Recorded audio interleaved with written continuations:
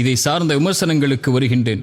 பல கோடி மோசடி, பொதுமக்களின் பணம் சூறையாடல், அழைப்பு பணியை வைத்து முதலீடு ஈட்டுதல், பலரிடம் ஒரே நிறுவனத்திற்காக வசூல் செய்தல், இப்படிப்பட்ட கேள்விகளை எல்லாம் என் முன்னால் முன்வைத்து விட்டீர்கள். பல கோடி மோசடி, எத்தனை கோடி?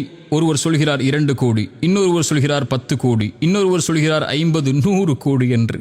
இன்னும் அவரவர்களின் நாவுகளுக்கு ஏற்ப அவரவர்கள் தொகையை முடிவு செய்கிறார்கள்.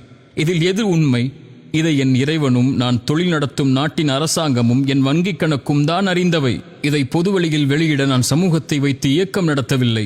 லாப நஷ்டங்களை கொண்ட வியாபார நிறுவனம் நடத்துகிறேன். ஒரு தனி மனிதனின் பொருளாதார வியாபார நிறுவனத்தை பற்றிய கணக்குகளை பொதுவெளியில் வெளியிட வேண்டிய அவசியம் இங்கு எதற்கும் இல்லை. பொதுமக்களின் பணம், முதலீடுகள் சூறையாடுதல் என்ற விமர்சனம். என்னோடு வியாபாரம் செய்யும் நபர்களே மொத்தம் 8 பேர்தான்.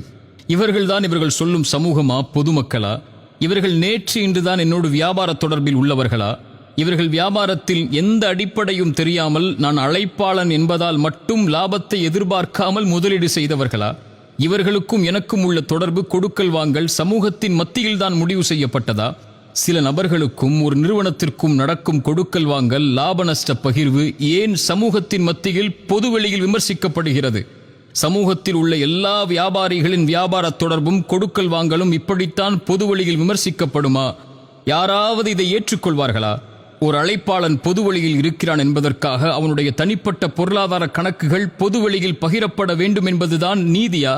என் நிறுவனத்தில் வேலை பார்த்த ஒருவர் வேலையை விட்டு அவரின் தவறால் நீக்கிய காரணத்தால் வெறுப்புணர்ச்சியோடு சதித்திட்டம் செய்து என்னோடு கருத்து வேறுபாடு கொண்டுள்ள எல்லா எதிரிகளையும் ஒன்றிணைத்து என் நிறுவனத்தின் தனிப்பட்ட அமானிதங்களை பலரிடம் பகிர்ந்து கொண்டு என்னோடு தொழில் செய்யும் எல்லோரையும் குழப்பி ஒரு மனிதனுடைய 15 ஆண்டுகளுடைய உழைப்பை தரைமட்டமாக்கிய இந்த சூழ்ச்சியை நான் பொதுவெளியில் பகிர்ந்தால் என்ன ஆகும்? இவர்களின் இந்த குரல் எல்லாம்.